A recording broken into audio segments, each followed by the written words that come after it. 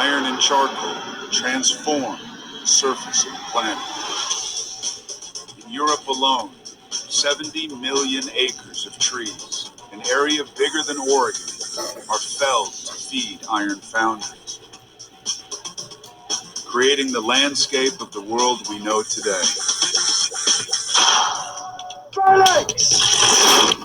Now, on the plains of Greece, iron ushers in a new age of warfare. Soldiers prepare to defend their small kingdom. Sparta, a society dedicated to war, with the richest iron mines in Greece. Their leader, Pausanias, a prince of Sparta, acting commander-in-chief.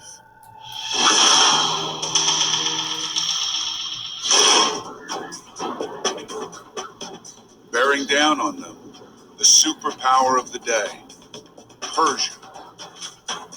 Sparta is just 3,000 square miles. The Persian Empire, more than 1 million. The battle they face against the odds will shape the story of mankind. Pausanias is holding Sparta together after the death of the king, his uncle.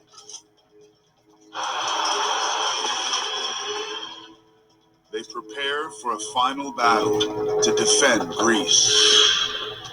They're the baddest human beings on the planet Earth, and they want to stay that way. It's really, we're gonna breed the ultimate warriors. And they build a whole caste system, a whole belief system around this idea.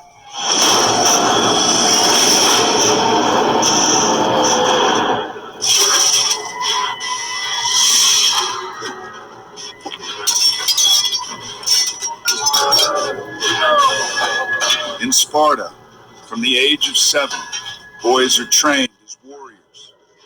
At 18, they join Sparta's army, the most fearsome, most disciplined fighting force on Earth.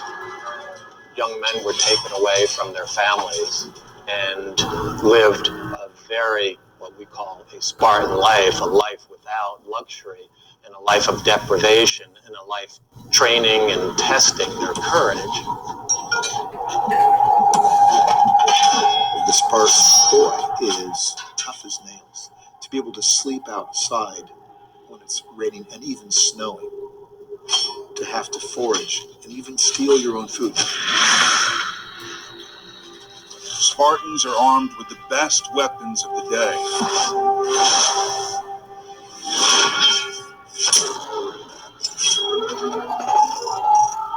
Spears and swords of iron.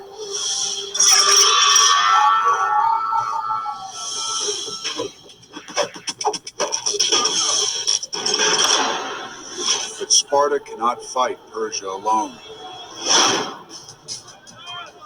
Within Greece, Sparta's rival, Athens, also small, vulnerable, a city of merchants, playwrights, and farmers. But faced with a powerful enemy, Athens must decide to accept Persia as its master or try and make common cause with its bitter rival. The decision will determine the future of the Western world and the story of all of us.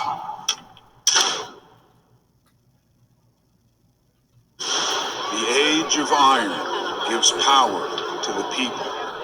The small city-state of Athens faces a choice: submit to the Persian Empire or fight for freedom.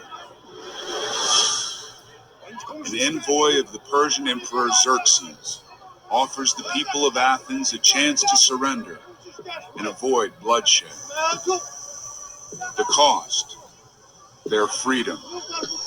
Male citizens of Athens gather on a rocky hill called the Pnyx. Among them, Sophones, brave, outspoken, an ordinary citizen who will become a military legend. Citizens of Athens are armed with iron weapons.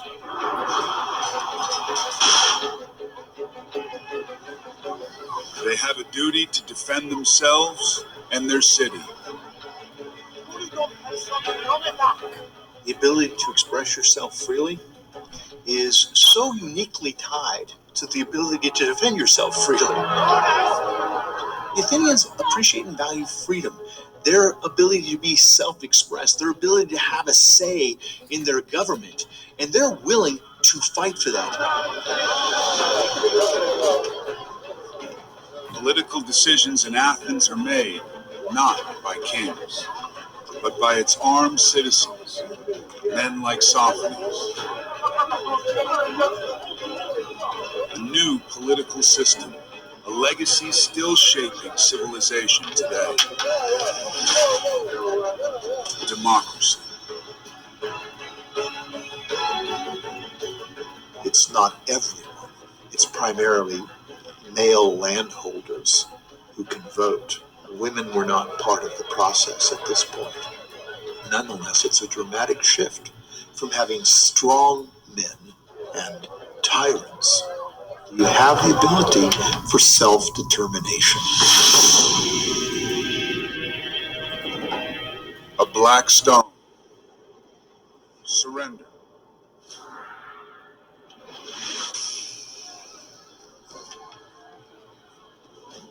A white stone. Fight. Vote yes, and you've committed yourself to risking your life to fight. Vote no, and you'll be safe, but you'll be ruled by a stranger. Tough decision, but the point is it's being made by ordinary people. And that's what's astonishing about what the Greeks introduced to the history of humanity.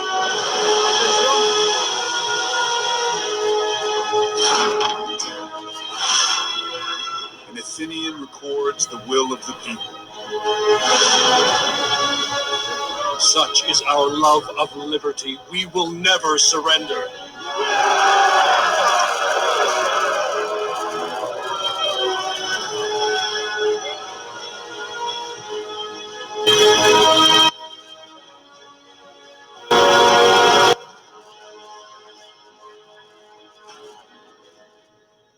August 479 BC, near the coast of Greece. Bitter rivals lay aside their differences to defend their lands against a mighty empire. The Persians, 100,000 conscripted soldiers from across the ancient world. On the other side, Greek patriots.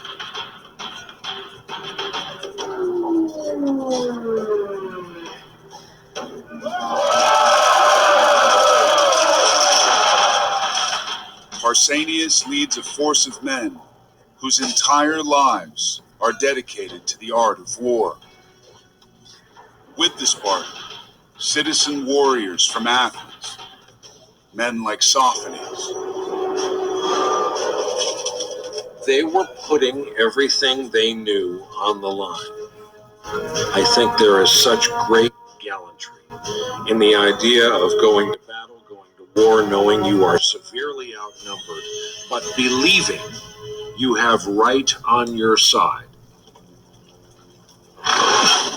The Persian commander, Mardonius, believes superior numbers will be the key to an easy Persian victory. The Greeks have halted the Persian advance for more than a week.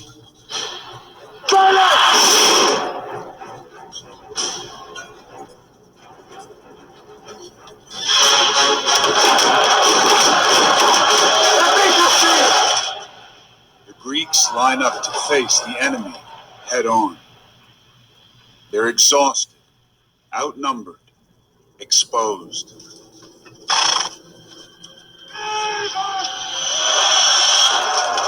But now, a new weapon. A new way of fighting.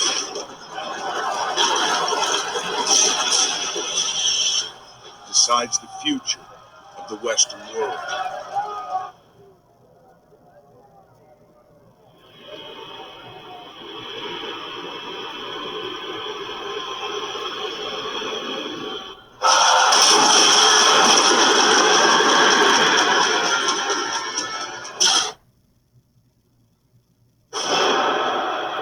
The future of Western civilization is being decided in Greece.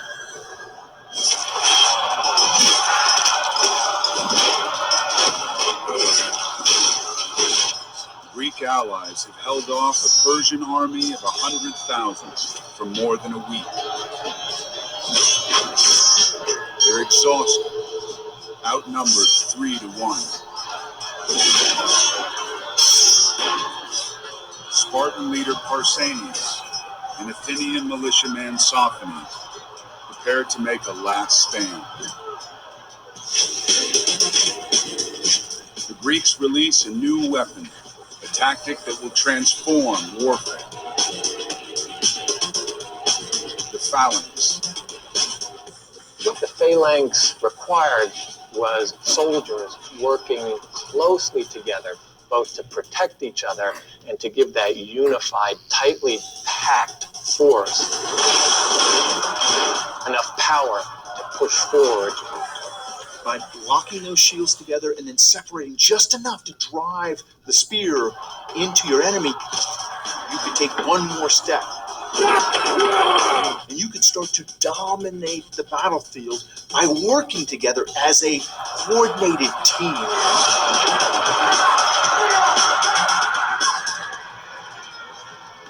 The phalanx, a human tank.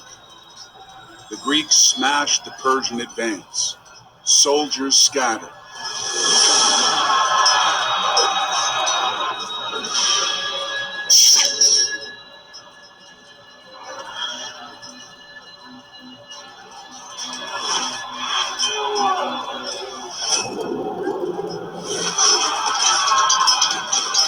In the heat of battle, the thing that matters is what you're going to do in that moment. Survive, kill, and take care of your buddies.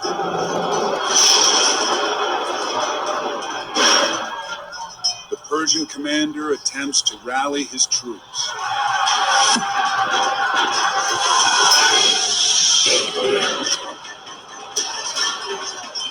But pays the price.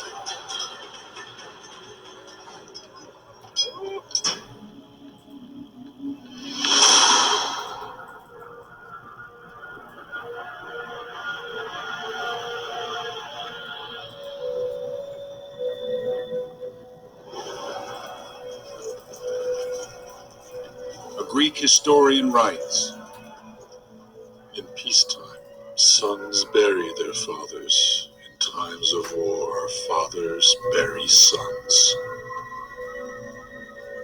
Great deeds are wrought from great risk. Pausanias will be remembered as the Spartan commander who won the war. Sophanes as the bravest of all Athenians. With the help of iron weapons, people power has resisted tyranny. A generation after the war, Athenians vote to commemorate the victory with a monument. The Parthenon.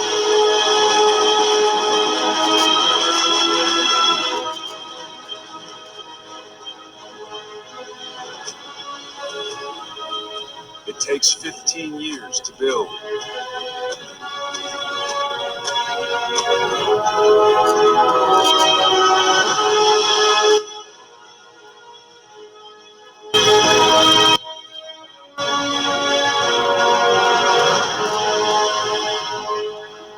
A temple to Athena, goddess of wisdom, will become a symbol of democracy.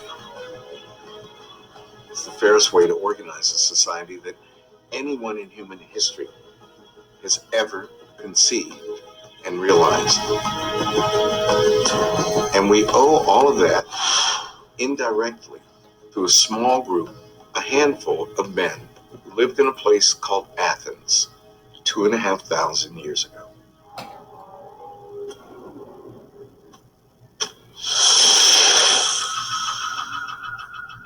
In the West,